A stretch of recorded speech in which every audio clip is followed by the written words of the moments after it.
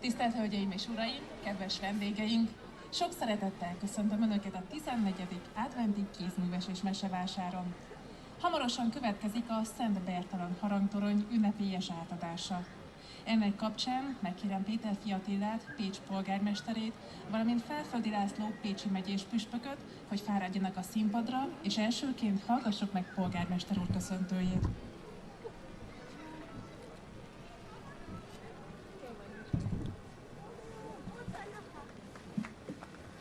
Tisztelt püspök úr, tisztelt rektor úr itt van valahol a dzsámi közelében.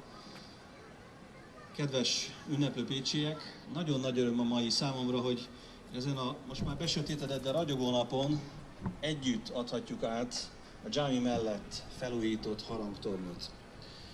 Pécs, mint Fünfkirche, mindig is a tornyok városa volt, és bízom benne lesz is.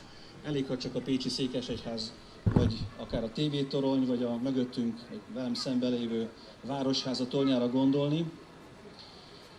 És emellett be kell látnunk, hogy a pécsiek részéről nagyjából 100 évig kellett arra várni annak idején, hogy a belvárosi templom mellett ismét harangok szólaljanak meg, és ez annak idején, 2000-es évek kezdetén Bachmann Zoltán pécsi építész géniusz, és a vele együtt tervező, társtervező, Schranz Mihály, aki jelzem mögöttem áll valahol, itt van Misi, tapsoljuk meg őket, jó? Ez szól Misinek is, és a Bachmann úrnak is az égiekben. Szóval neki köszönhetően a dzsámi melletti harangtorony létrejött, megkomponálódott, méghozzá úgy, hogy a maga a harangtorony a dzsámi szépségéből, értékéből semmit nem vett el, sőt. Meg kell még azt is említenem, hogy a harangtorony mechanikáját egy másik pécsi legenda, tükedíjas Gulácsi János óra műves mester alkotta meg, szóval ennek a nagyszerű génius csoportnak az eredményeképpen létrejött a pécsi harangtorony, meg is kezdte működését, aztán úgy alakult, hogy 2017-ben egy picit elnémult a torony, és a harangok elkezdtek aludni. Aztán jött az egyházmegye idén, és itt hadd említsem meg Felföldi László püspökatyát, aki nagyban hozzájárult ahhoz, hogy nem sokára a harangtorony életre keljen. Szóval a püspökatyának szeretnék köszönetet mondani, hogy fő irányítója és fő karmestere volt annak, hogy ez a csoda létrejöjjön. Szeretném megköszönni a lehetőséget, hogy én magam 2024 évi polgármesteri keretem egy részéből finanszírozhattam a csodát, és most ismét Misihez, Schranz Mihály társtervezőhöz, de társfinanszírozó is fordulok. Szeretném külön megköszönni Misinek, hogy társfinanszírozóként nagyban hozzájárult ahhoz, hogy ma ezt a tornyot átvehessük, átadhassuk. Köszönöm szépen! Úgyhogy itt vagyunk ma a harangtorony átadó estéjén, és azt gondolom zárómondatként, hogy számomra nincs is annál szebb itt az ünnepek közelettével, nincs is szívmelengetőbb, mikor itt az advent időszak közepén újra felcsendül a pécsi harangtorony, és remélem, hogy az advent reménységét és a pécsi közösség erejét fogja majd hírül adni mindenkinek. Köszönöm, hogy itt vannak, és köszönöm, hogy meghallgattak. Köszönjük szépen, most pedig hallgassuk meg Felföldi László pécsi megyés püspök köszöntőjét. Nagyon nagy örömmel és szeretettel köszöntök mindenkit, és nagyon köszönöm, hogy ilyen ünnepélyesen tudjuk megvalósítani ezt az estét, és ebben a köszönetemben elsősorban polgármester úrnak szól, mert az időpontot, a támogatást, az ötletet és a megvalósítást, és én is köszönöm Schranz Mihálynak, tervezőnek, hogy most itt tud lenni velünk, nagyon hosszú útról érkezett, úgyhogy köszönet ezért az áldozatért. Ami történt, és aminek fültanúi, meg szemtanúi lehetünk néhány pillanat múlva, azt úgy hívjuk, hogy összefogás, így éltük meg, és egy harangtorony nem más, mint egy óriási tudományos, technikai összefogás, hisz óriási elektronikai és technikai háttér kellett ahhoz, felújítva, megújítva, újra tervezve, hogy megszólalhasson ez a harang. A harangtoronyról csak egy nagyon rövidet, a hosszabbat mindenki az interneten elolvashatja. A 3 harang közül a legnagyobb a Szent Mór és Szent Bernát harangsúlya, 290 kg, Árpád-házi Szent Margitról kapta nevét, a 190 kg súlyú középső harang, és a legkisebb a Szent Pál lélekharang pedig 90 kg-ot nyom. És a Gulácsi János órásmester tervezte a technikát, és a művészeti kar docense Kircsi László szerezte a gregorián dallamból komponált harangjátékot, amelynek köszönhető, és a Szent Bertalan apostol szobrát pedig Rétfalvi Sándor Munkácsi Mihály díjas szobrász érdemes művész alkotása. Ez valóban egy óriási művészi, technikai, tudományos összefogás. A harang szava egy különleges üzenet a zajban, a világban. És minden szívben van egy kis harang, amely időnként megszólal, és felfigyelünk rá. Üzen nekünk. Régiek tudták a harang szavának üzenetét.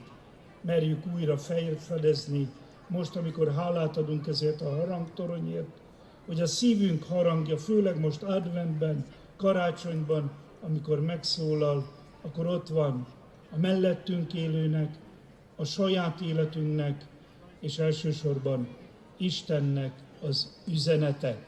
Akik tehetik, kérném, hogy együtt fáradjunk a harangtoronyhoz. Ott történik a megáldás, megszentelés, és ha megszólaltatjuk az új harangtornyot. Köszönöm szépen! Az Atya, a Fiú és a Szentlélek nevében békesség veletek, és segítségünk az Úr nevében, aki az eget és a földet alkotta. Dicsőség az Atyának, a Fiúnak és a Szentléleknek, miképpen kezdetben, most és mindörökké. A lélek hangja, a lelkiismeret hangja, a szív hangja, az a harangnak a hangja. És a harang, amikor megszólal, akkor béke és közösség a háttere. Békét akar, bármilyen üzenet van benne, és a közösséget kéri, hogy figyeljen rá. Köszönjük, hogy béke és közösség jelenlétében álthatjuk meg, szólaltathatjuk meg ezt a harangot. Azt olvassuk Joel próféta könyvében, fújjátok meg a harsonát a Sionon, rendeljetek el böjtöt, hirdessetek ünnepet, gyűjtsétek egybe a népet, hívjátok össze a közösséget. Gyűjtsétek egybe a véneket, hívjátok össze a gyermekeket, meg a csecsemőket, ünnepet teremtsetek.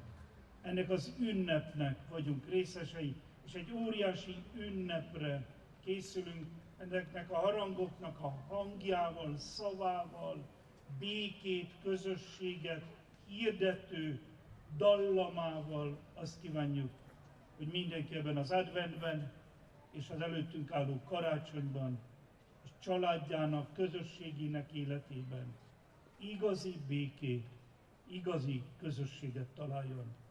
Könyörögjünk! Istenünk, szavad ad a világ hajnalán megcsendült az ember fülében, amikor őt isteni közösségre hívta. Kimondhatatlan dolgokra oktatta, üdvösségre intette. Istenünk, te Mózesnek, szolgádnak meghagytad, hogy a nép összegyűjtésére ezüstkürtöt használjon, hogy az szólítsa imára a népet. Fogadd el az áldással ezt a neked szentelt harangot. Add, hogy minden híved, aki hangját meghallja, szívét hozzád irányítsa, és osztozva a testvérek örömében vagy gyászában, siessen az egyház otthonába, hol érezze meg Krisztus jelenlétét, hallja meg szavát, és tárja föl előtte minden kiváltságát Krisztus, a mi Urunk által. Amen. És a mindenható Istennek, az Atyának, a Fiúnak és a Szentléleknek áldása szálljon ezekre a harangokra, most és mindörökké. Amen.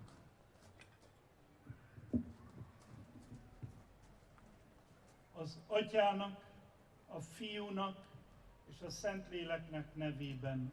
Amen.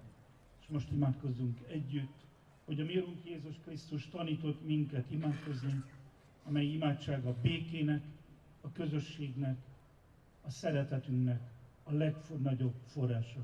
Mi, Atyánk, aki a mennyekben vagy, szenteltessék meg a Te neved, jöjjön el a Te országod, legyen meg a Te akaratod, amint a mennyben, úgy a földön is. Mindennapi kenyerünket add meg nekünk ma, és bocsásd meg vétkonunkat, miképpen mi is megbocsátunk az ellenünk vétkezőknek, és ne vigy minket kísértésbe, de szabadíts meg a gonosztól, mert tiéd az ország, a hatalom és a dicsőség mindörökké. Amen. Az Úr legyen veletek, áldjon meg bennünket a mindenható Isten, az Atya, a Fiú és a Szentlélek. Amen. Polgármester úr, légy szíves.